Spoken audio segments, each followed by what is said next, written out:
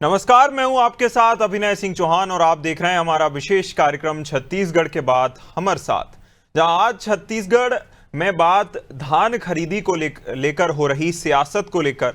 जहां छत्तीसगढ़ में धान खरीदी जारी है, लेकिन किसानों को अव्यवस्था का सामना करना पड़ रहा है। कई जगह नाराज किसान सड़कों पर उतर आए हैं और पहले सहकारी समिति के कर्मचारियों की हड़ताल से खरीदी की रफ्तार सुस्त रही। जब हड़ताल खत्म हुई तो किसानों को परेशानी हो रही है।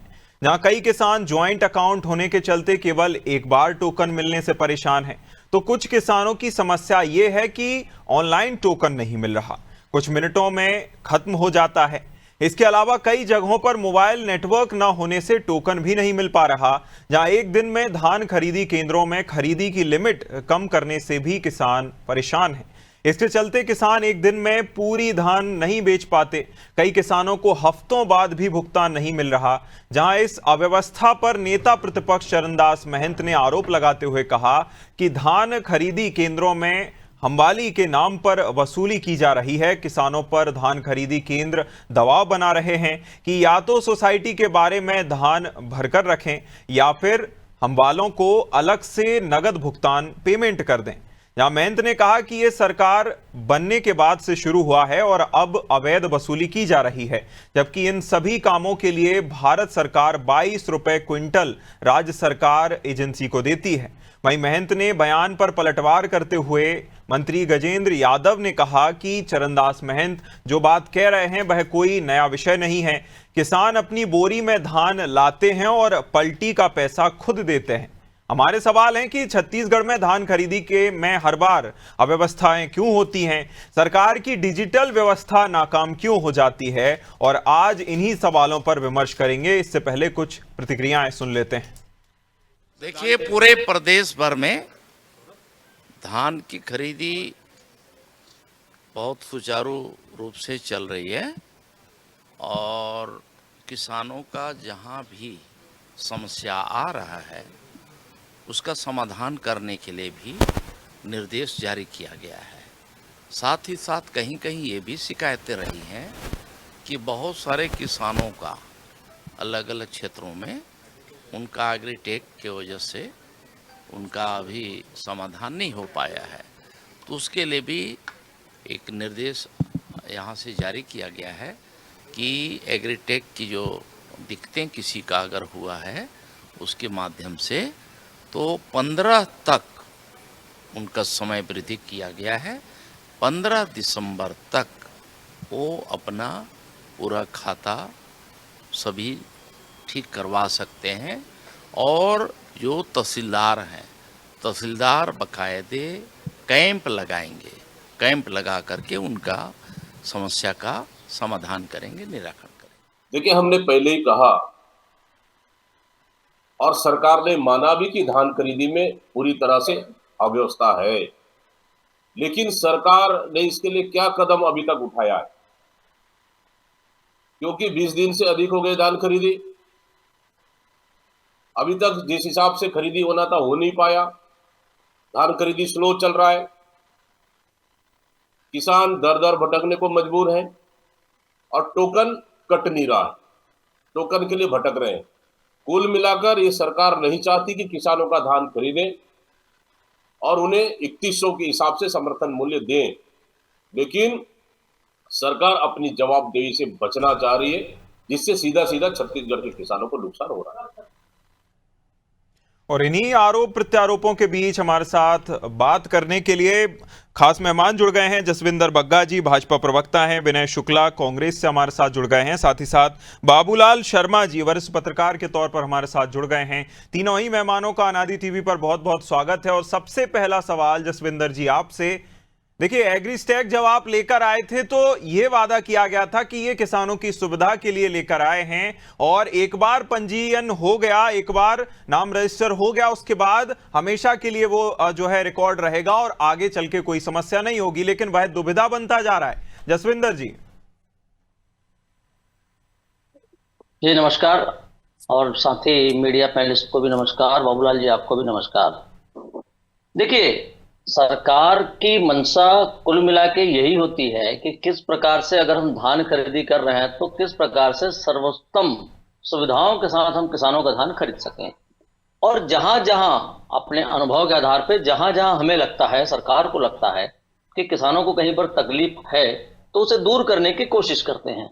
और टेक्नोलॉजी का उपयोग भी इसीलिए होता है कि लगातार लाइनों में लग के ऑफलाइन जो काम होते थे, मैनुअल जो काम होते थे, उनमें जो समय लगता था, उस समय को हम किस प्रकार से कम कर सके, किसानों को किस प्रकार से अपन कम समय में ज्यादा अच्छा मुझे लगता है कि समाधान दे सकें, इसकी कोशिश थी, कोशिश है और कोशिश लगातार चलती रहेगी।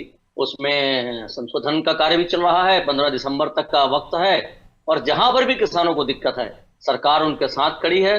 पूरा प्रशासन का तंत्र किसानों के लिए समर्पण भाव से काम कर रहा है। तहसीलदार अलग अलग कैंप लगाकर उन दिक्कतों को दूर करने की कोशिश कर रही हैं, जिन दिक्कतों का भी हमारे किसान फेस कर रहे हैं, जिन दिक्कतों को। और मुझे लगता है जिस प्रकार से सरकार संवेदनशीलता के साथ किसानों के साथ खड़ी होकर धान की खरीदी कर रही है, हमारे किसान भाइयों को कोई बहुत ज्यादा दिक्कत होगी नहीं, बहुत स्मूथली धान की खरीदी होगी और अपने निर्धारित लक्ष्य तक बड़े आसानी से पहुंचेंगे। और किसानों को जो हमारा वादा है वैसा हम एक मुश्त 31 रुपए का भुगतान भी ठीक है। करेंगे। इसके लिए पूरे छत्तीसगढ़ के किसान भाइयों को हम निश्चिंत करते हैं। बिल्कुल, जिस तरह जसविंदर जी ने कहा, विनय जी मैं आपके पास आना चाहूंगा और सवाल करना चाहूंगा कि जसविंदर जी ने बिल्कुल वही बातें कही जो धान खरीदी से पहले कही जाती हैं। सारी समस्याएं नहीं होंगी, समस्याओं का हल कर दिया जाएगा, सर्व सुविधा युक्त धान खरीदी होगी, लेकिन कई स्तर पर समस्याएं हमें सामने आती हैं। तो क्या धान खरीदी सही से हो पा रही है? किन किन जो है आपको लगता है विनय जी, कहां कहां परेशानी आ रही हैं जहां किसानों के लिए सबसे ज्यादा ध्यान देने की जरूरत है? विनय जी। देखिए, सबसे पहले तो मैं आपको और आपके दर्शकों को और मेरे साथी पैनलिस्ट को सभी को नमस्कार करता हूं। देखिए, सबसे बड़ी समस्या यह है कि भारतीय जनता पार्टी कागजों में शेर रहती है और फील्ड में जो जमीनी स्तर की बातें हैं उसमें बिल्कुल भी नहीं रहती। जैसे कि हमारे साथी प्रवक्ता ने कहा कि बहुत आसानी से हम धान खरीदी कर रहे हैं। मैं सबसे पहले ये बता दूं कि 15 नवंबर से धान खरीदी चालू हुई थी। 15 नवंबर शनिवार था, इसलिए धान खरीदी नहीं हुई। 16 नवंबर को रविवार था, इसलिए धान खरीदी नहीं हुई। और 20 दिन हो चुके हैं, अभी भी कई जगह धान खरीदी में दिक्कत आ रही है।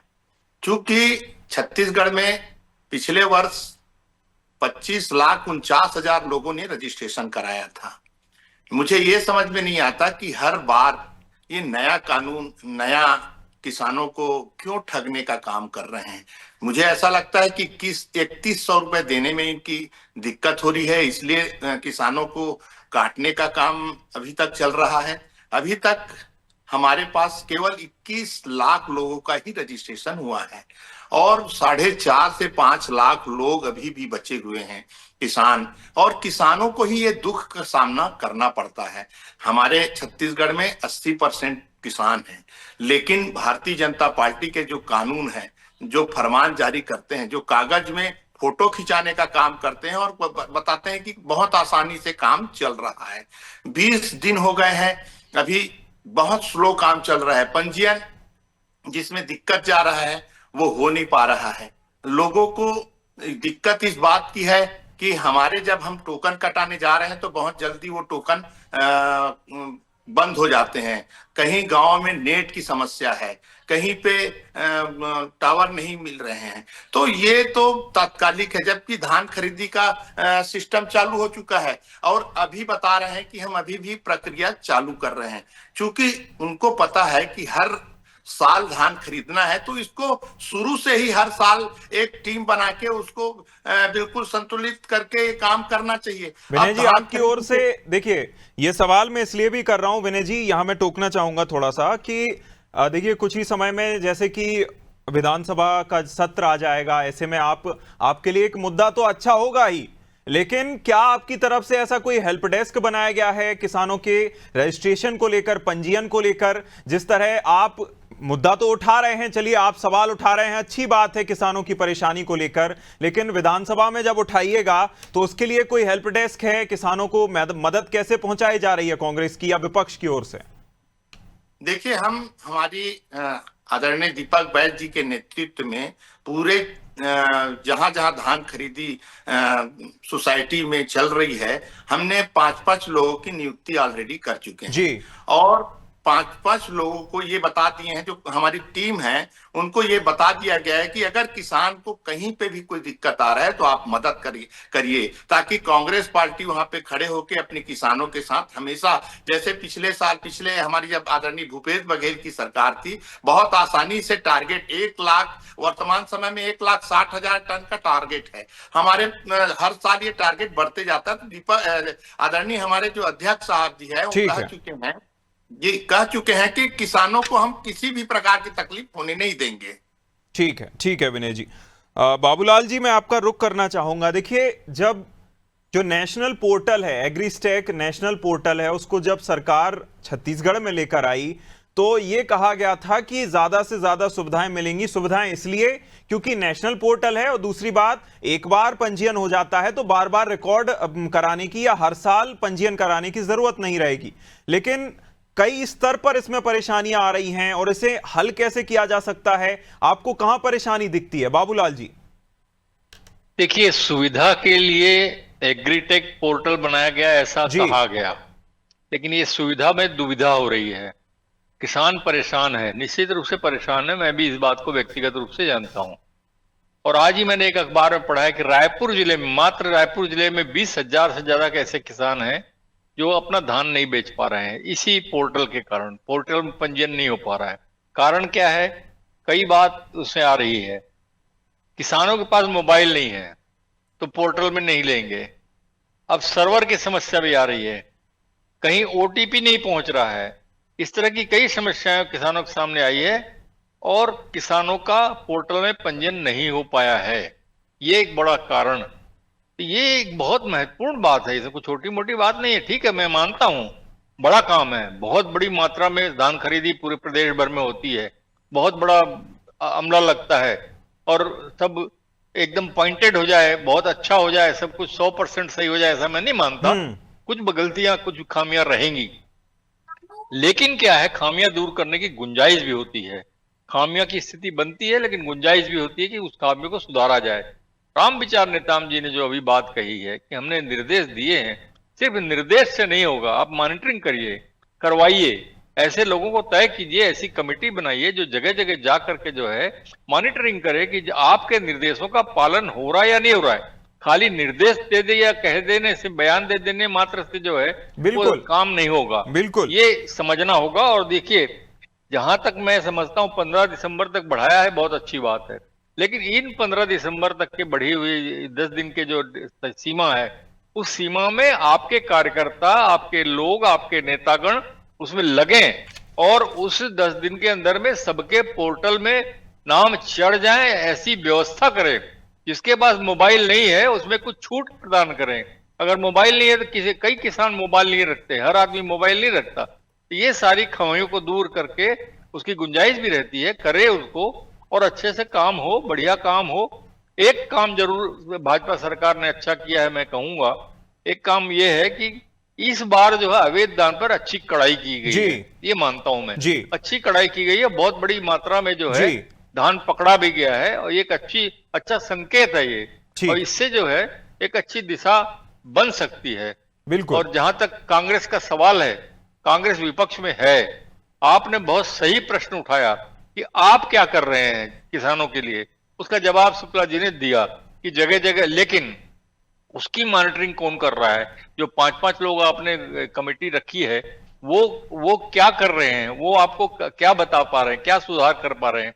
इतने लोग, सिर्फ रायपुर जिले में 20,000 किसान, तो आखिर फिर कांग्रेस की भी कुछ जिम्मेदारियां बनती है। कांग्रेस के भी लोग हैं किसान, बहुत बड़ी संख्या में हैं, तो उनके लिए तो कुछ करना चाहिए ना। तो निश्चित रूप से जो है उसकी भी मॉनिटरिंग हो कि 5 लोग जो हमने नियुक्त किए हैं वो बराबर ठीक से काम कर रहे हैं या नहीं कर रहे हैं, और किसानों की मदद कर रहे हैं या नहीं कर रहे हैं। जी जसविंदर जी, मेरे सवाल के 2 हिस्से हैं। पहला हिस्सा ये कि जिस तरह आपको पता है कि छत्तीसगढ़ में धान खरीदी सिर्फ खरीदी नहीं होती है, एक त्योहार की तरह छत्तीसगढ़ में मनाया जाता है। 2-3 महीनों के लिए किसान अपने धान को बेचने के लिए लालायित रहते हैं।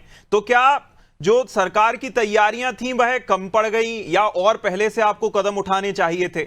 दूसरी बात, जिस तरह हम कहते हैं कि धान खरीदी को लेकर किसानों को परेशानी आ रही है, चूंकि जो डिजिटल या कहें ई शिक्षण में या ई लिटरेसी में जिस तरह छत्तीसगढ़ पिछड़े राज्यों में आता है, तो आपको नहीं लगता और बेहतर तरीके से उन तक सुविधाएं पहुंचाने के लिए, जो पढ़े लिखे किसान नहीं है उन तक पहुंचाने के लिए और बेहतर प्रक्रिया की जानी चाहिए थी? जसविंदर जी, दोनों सवालों का जल्दी जवाब दीजिएगा जी।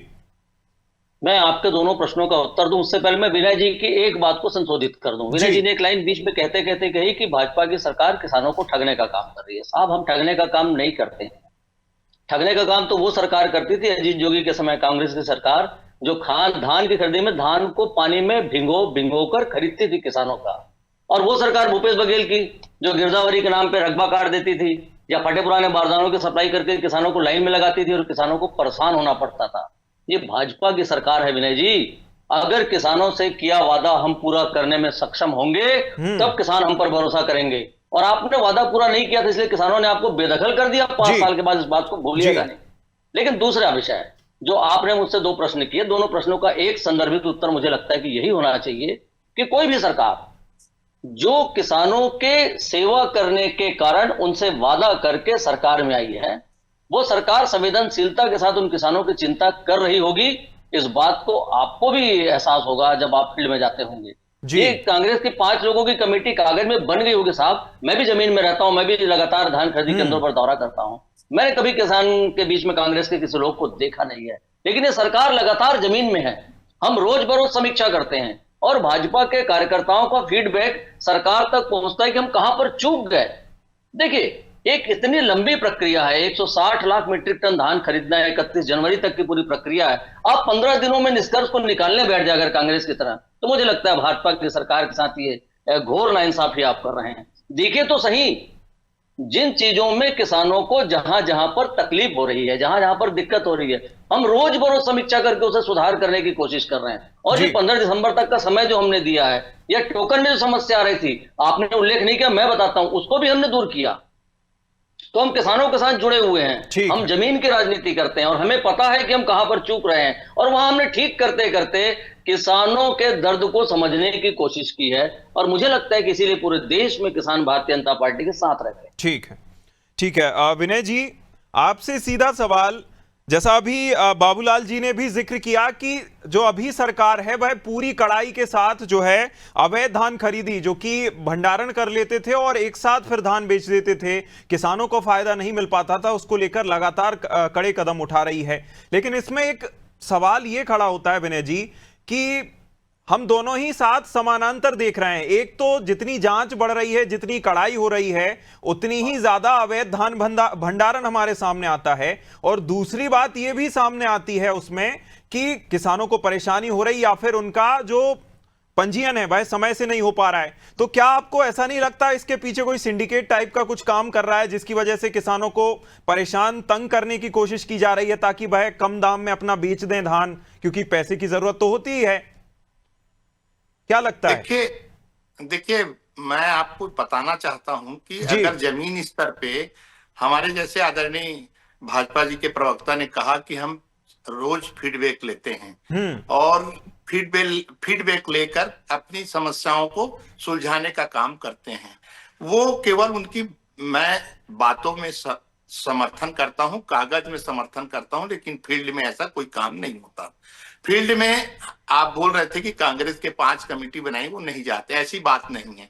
देखिए, सबसे पहले हम तो हर सोसाइटी में वहां के स्थानीय लोगों को, जो किसान कांग्रेस के सदस्य हैं, उनको ही बनाए हैं, जो किसानों से डायरेक्ट रूबरू होते हैं। हर चीज का एक हेल्पलाइन नंबर भी दिए हैं और हम रोज उनकी समस्याओं को सुनने का काम करते हैं और हमारे आदरणीय दीपक बैच को उनकी सारी रिपोर्टिंग करते हैं। क्योंकि मैं प्रदेश का किसान कांग्रेस का उपाध्यक्ष भी हूं, इसलिए मैं इस चीज को बता रहा हूं आपको। दूसरी बात यह है कि किसान को जो समस्या हो रही है, वो जैसे कि हमारे वरिष्ठ पत्रकार जी ने भी कहा है कि मोबाइल हर कोई नहीं रखता, नेट अवेलेबल नहीं होता।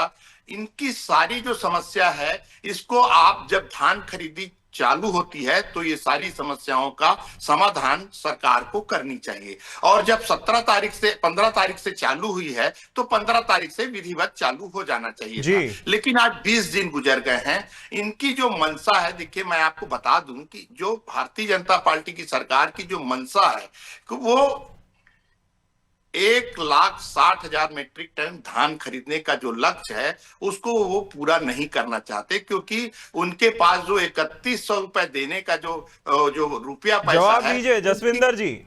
पहले मेरी बात देखिए, हमने किसानों के साथ वादा किया था विनय जी कि हम मेरी पहले बात सुन लीजिए। वादा तो आपने, ठीक है, जब विनय जी 10 सेकंड, विनय जी 10 सेकंड में अपना जवाब पूरा कीजिए। ठीक है जसविंदर जी। डॉक्टर रमन सिंह की जी सरकार थी जब छत्तीसगढ़ में, तो उन्होंने बोनस देने का वादा किया। जब सरकार बनाए तो 2 साल का बोनस दिया और 3 साल वो बोनस नहीं दिए। ये इनकी आदतों में शुमार है। ये बोलते कुछ और हैं और करते कुछ। ठीक है जसविंदर जी, जसविंदर जी बराबर। मैं बोनस से शुरू करता हूं कि डॉक्टर रमन सिंह जी की सरकार ने 2 वर्ष का जो बोनस नहीं दिया था, भूपेश बघेल ने चुनाव के समय वादा किया था कि कांग्रेस की सरकार बनने के बाद उस 2 वर्ष का बोनस कांग्रेस देगी।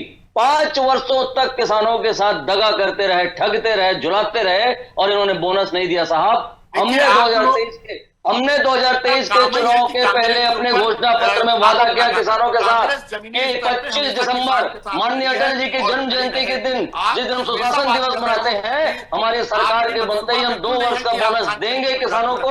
और हमने 25 दिसंबर को अपनी तय तारीख में 2 वर्ष का बोनस 3,716 करोड़ रुपए दिया। विनय जी, ये भाजपा की सरकार की कथनी और करने में अंतर आपको दिखेगा। आपने सिर्फ कहा, हमने करके दिखाया उसको 2 वर्ष का बोनस देके।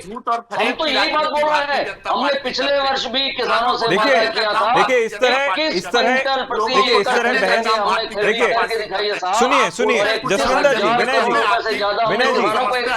विनय जी एक बार में दिया है किसानों को न्याय। जसविंदर जी सुनिए जसविंदर जी, विनय जी बात सुनिए। इस तरह बहस करने से कुछ नहीं होगा। जिस तरह आपने बताया कि 5 आपने प्रतिनिधि बनाए हैं और आप किसानों को ज्यादा से ज्यादा फॉलो अप ले रहे हैं उसका, लेकिन मैं जसविंदर जी आपसे भी यही अपील करूंगा कि देखिए 20 दिन बीतने को हो गए हैं, आज 20वां दिन है। इसके बाद अभी भी लंबा समय है और किसानों को जल्द से जल्द अपना धान बेचना होता है, क्योंकि वह रोजगार का भी एक बड़ा साधन है। पैसे की जरूरत किसानों को होती है। ऐसे में बड़े आढ़ती अगर खरीद लेंगे, और जैसा आप अवैध धान भंडारण को लेकर भी लगातार सरकार काम कर रही है, उसको भी रोकने की जरूरत ही है। फिलहाल इस चर्चा में इतना ही। आप तीनों मेहमानों का हमारे साथ जुड़ने के लिए, जसविंदर जी बहुत शुक्रिया, विनय जी बहुत शुक्रिया, बाबूलाल जी बहुत शुक्रिया हमारे साथ जुड़ने के लिए, चर्चा में शामिल होने के लिए। धान खरीदी जैसे जैसे आगे बढ़ रही है, उससे लेकर सियासत भी और तीखी होती जा रही है। यह देखना होगा कि किसानों की समस्याओं का समाधान सरकार कब तक कर पाती है। जो समय सीमा बढ़ाई गई है, यानी 15 दिसंबर की गई है, उस तक किसान की समस्या जो है समाधान हो पाता है, नहीं हो पाता है, ये देखना होगा। तमाम इस चर्चा में फिलहाल इतना ही। आप देखते रहिए अनादि टीवी। नमस्कार।